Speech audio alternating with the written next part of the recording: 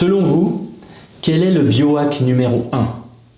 Pour celles et ceux qui ne le savent pas, le biohacking regroupe toutes les activités qui ont pour but d'influencer notre biologie pour optimiser notre santé, nos performances et surtout la qualité de notre vie. Avant de vous le dire, je prends quelques secondes pour me présenter. Je m'appelle Pierre-Alain Frossard et j'ai eu l'immense privilège d'être athlète professionnel et entraîneur suisse olympique. Et je suis aussi et surtout le papa heureux de 3 enfants. Aujourd'hui, j'accompagne d'une part les personnes qui recherchent le bien-être et d'autre part, celles et ceux qui recherchent la performance. Mais attention, toujours dans une démarche écologique et bienveillante. Mon approche est basée sur le corps et l'esprit, indissociables selon moi. La condition physique, la santé, la posture et la longévité. Donc le biohack numéro 1, c'est le sommeil. Oui, le sommeil. Alors restez avec moi, je vais tout vous dire sur le sommeil juste après ça.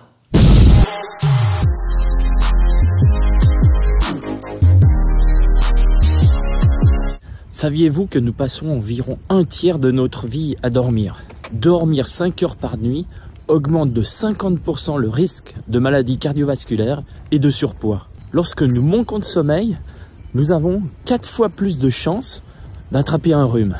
Une enquête suisse a démontré en 2019 que 30% des gens souffrent de troubles du sommeil.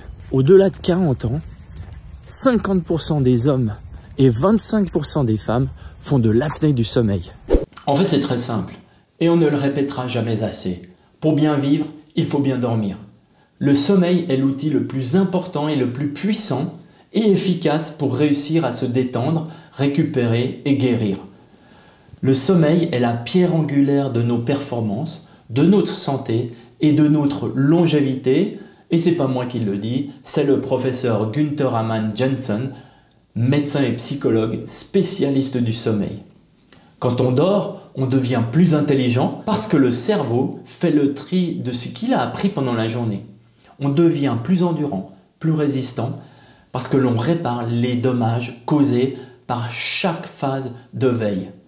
On améliore notre condition de base. C'est ce que l'on appelle l'effet de l'entraînement. C'est exactement comme pour les sportifs avec les phases de repos. 1. On récupère des entraînements. 2. On assimile et on revient plus performant. Et vous savez quoi? C'est exactement pareil avec le cerveau. C'est ce que l'on appelle le phénomène de surcompensation. Grâce au sommeil, on est en meilleure santé parce que le système lymphatique évacue les déchets du cerveau et parce que les cellules endommagées sont réparées dans tout le corps. On compare souvent le sommeil avec le fait de recharger ses batteries. Mais ça n'a rien à voir, parce que nous, les êtres humains, on recharge nous-mêmes nos batteries. Alors comment faire? Avant de vous donner les 6 clés, si vous pensez que cette vidéo peut être utile à d'autres personnes, n'hésitez pas à la partager. Et pour ne rien manquer, vous pouvez vous abonner en cliquant sur le lien ci-dessous. Maintenant, comme promis, voici donc les 6 clés pour améliorer la qualité de votre sommeil. 1. Faites de votre sommeil une priorité absolue. 2. Arrêtez de manger 3 heures avant d'aller vous coucher. 3. Éteignez toutes les lumières bleues, tous vos écrans, 2 heures avant d'aller vous coucher. 4. Votre chambre doit être plongée dans le noir complet, à une température comprise entre 16 et 20 degrés. 5. Le magnésium peut aider, tout comme le ginseng indien. 6. La mélatonine peut aussi aider. Et les dernières études sont formelles.